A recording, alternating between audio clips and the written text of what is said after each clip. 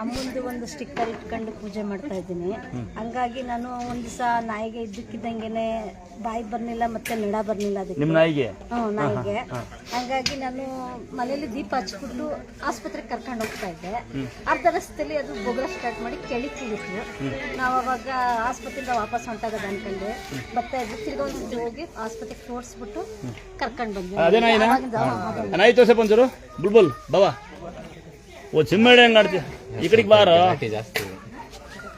ಪಾಪು ನಾಯಿ ನಿಂತ ಬತ್ತಾಳ ಅವಳು ಗಾಬರಿ ಪಟ್ಕತ್ತಾವಳೆ. ಇದೇ ನಾಯಿನಾ? ನಾಯಿ ಹುಷಾರಾಗಿದೆ ಅಂತ ಅಥವಾ ಬರೀ ಹಾಕಿಸ್ತೀರಾ? ಹಾಕ್ತ ಒಂದು ನಾಯಿ ಕೊಡಿ. ಕೊಡಿ ಒಂದು ಗಂಡು ನಾಯಿ ಕೊಡಿ, ಹೆಣ್ಣು ನಾಯಿ ಬೇಡ. ಹಂಗಾಗಿ ನನಗೊಂದು ಹುಷಾರಿಲ್ಲದೆ ಆಸ್ಪತ್ರೆಗೆ ತೋರಿಸ್ತಾ ಇದ್ದೀನಿ. ಅವಾಗ ಹೊಟ್ಟೆನೂ ಸ್ಟಾರ್ಟ್ ಆಗಿದೆ. ಸ್ಕ್ಯಾನಿಂಗ್ ಎಲ್ಲ ಮಾಡಿಸ್ತಾ ಇದೀವಿ, ಆದ್ರೂ ಏನಿಲ್ಲ. ಅಮ್ಮನ್ ಬೆಳ್ಕೊಂಡ್ರೆ ಸ್ವಲ್ಪ ಸರಿ.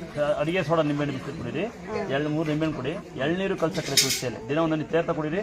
ಅಮ್ಮಗೂ ವಾರಕ್ಕೆ ಹಾಲನ್ನು ಮಾಡಿ ನಿಮ್ಮ ನಾಯಿ ಅಮಾಸೆ ಉಣ್ಮೆ ಹತ್ರ ಬರ್ತರು ಅಂದ್ರೆ ಒಂಥರ ಮನಸ್ಸು ಮಾಡಿ.